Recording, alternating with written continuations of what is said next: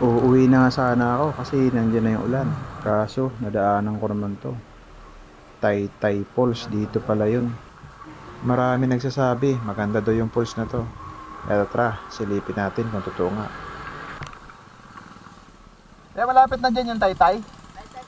Malapit na? Malapit lang? Ah,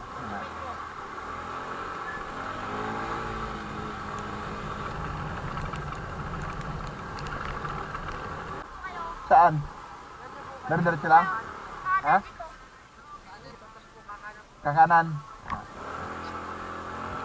Sabi malapit lang. Eh malapit na to sa tuktok.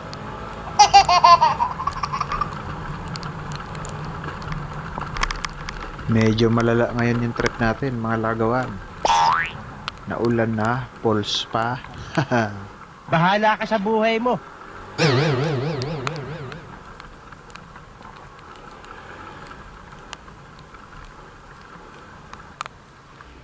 Eto na, medyo palusong na. Madulas pa. Oh. Madulas nga to. Dahan-dahan tayo.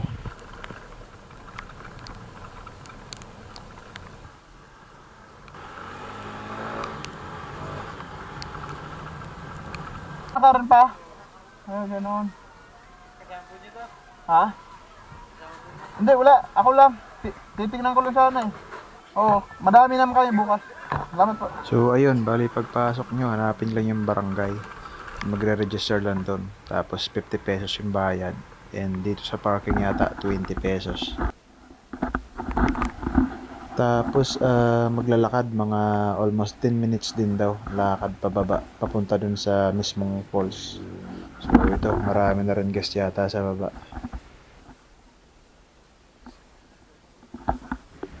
So ayan, kung makikita nyo, solo lang tayo muna ngayon.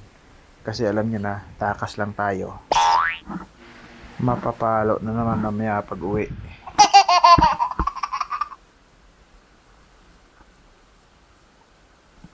Tingnan nyo naman yung tubig. Kahit maulan, hindi lumalabo. Grabe, ang linaw.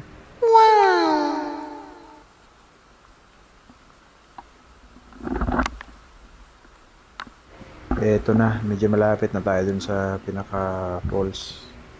Dun sa baba, pwede mag-camp yata dyan pag may mga tent. Medyo konti lang pala yung tao kasi nga maulan. So, ayan, may mga lamesa din. Dala lang kayo ng food. Grabe, ang linaw.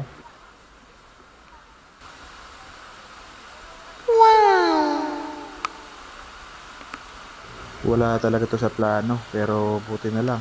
Boy Scout tayo. May short ako. Tara, magtampisaw tayo. Mabilisan lang at takas lang tayo.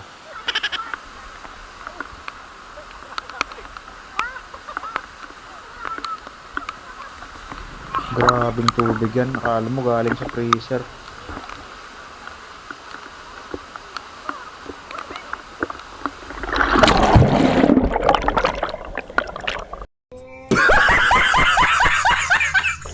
Akala mo palaka eh.